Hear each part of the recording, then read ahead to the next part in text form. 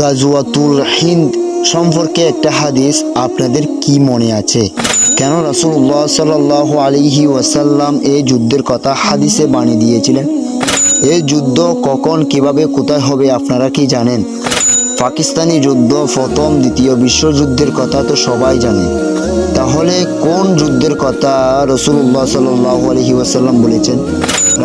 আজ আমরা গাজওয়াতুল হিন্দ বা হিন্দুস্তানি মহাযুদ্ধ নিয়ে কিছুটা আলোকপাত করব ইনশাআল্লাহ।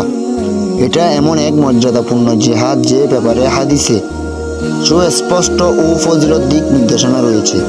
গাজওয়াতুল হিন্দ বলতে ইমাম মেহেদী ঈসা আলাইহিস সালামের আগমন কিছু আগে অথবা সমসাময়িক সময়ে এ পাক বাংলাদেশে মুসলিম ও কাফিরদের মধ্যকার সংগঠিত যুদ্ধকে বোঝায়। গাজওয়া অর্থ যুদ্ধ, আর হিন্দ বলতে উপমহাদেশে তথা পাক বাংলাদেশ সহ শ্রীলঙ্কা, নেপাল। সুরাইন রাদিয়াল্লাহু তাআলা থেকে বর্ণিত, রাসূলুল্লাহ সাল্লাল্লাহু আলাইহি ওয়াসাল্লাম বলেছেন, নিঃসন্দেহে তোমরা মুশরিকদের সাথে করবে, এমনকি এই যুদ্ধে তোমাদের অবশিষ্ট মুজাহিদরা জর্দান নদীর তীরে দাজ্জালের সঙ্গে যুদ্ধে লিপ্ত হবে।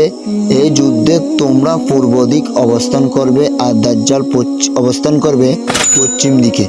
বর্ণনাকারী বলেন, আমি জানি না সেদিন জর্দান।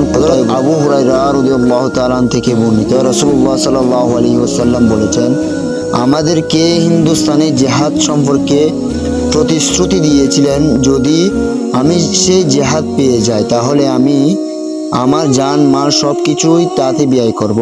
এতে যদি আমার শাহাদত বরণ করি তাহলে আমি হব সর্বশ্রেষ্ঠ শহীদ, আর যদি গাজী হয়ে ফিরে আসি তাহলে আমার রব আমাকে মুক্তিপ্রাপ্ত করবে। হযরত সাওবান রাদিয়াল্লাহু তাআলা থেকে সূত্রে রাসূলুল্লাহ সাল্লাল্লাহু আলাইহি ওয়াসাল্লাম বর্ণনা করেন, আমার উম্মতের মধ্যে হতে দুইটি দলকে আল্লাহ তাআলা জাহান্নাম থেকে নিরাপত্তা দিয়েছেন। একটি দল যারা হিন্দুস্তানকে যুদ্ধে শহীদ হবে, আর দ্বিতীয় দল আরেকটি যারা ঈসা ইবনে মারিয়াম আলাইহিস সালামের সঙ্গে যুদ্ধে মিল করবে।